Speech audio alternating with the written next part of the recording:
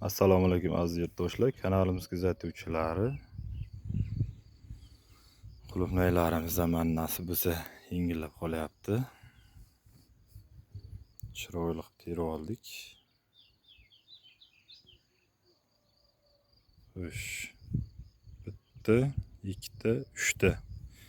Ikki qatordan 24 yashik chiqdi. Xo'sh, bugungi kunda narxlarimiz 40 ming so'm kattasi, mana bu maydachalari 20 ming. Bu o'sha albi qulupnay. Xo'sh, 24 ta kattasidan bo'lgan bo'lsa 5 yashik maydasidan bo'ldi. Endi bularni ajratmasak bo'lmaydi. Bu murabbolikda bu.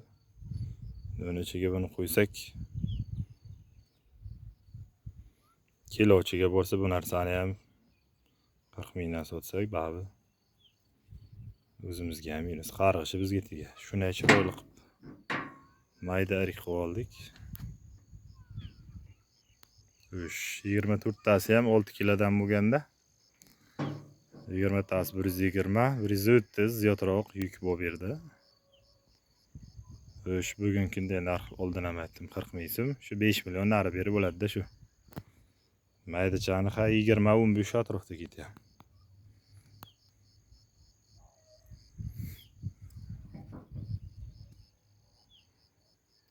Bizda hozircha shular. Shu yil yomg'ir baquvvat keldi. Chiridi, 50% qulupnaylar chirib ketdi. Hozir begona o'tamiz ur bosgan.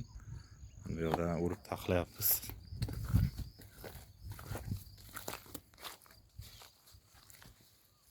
Hali yana bir 2 terim bo'lsa kerak deb o'tiribmiz. 6 terim ketyapti.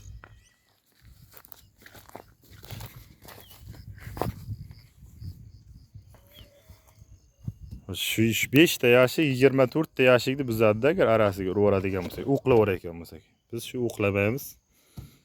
Shu optimchiga ham, kilochiga ham yaxshi bo'lsin, chunki shu kilochilarga buni kilolab sotishda ham o'z bo'lmaydi.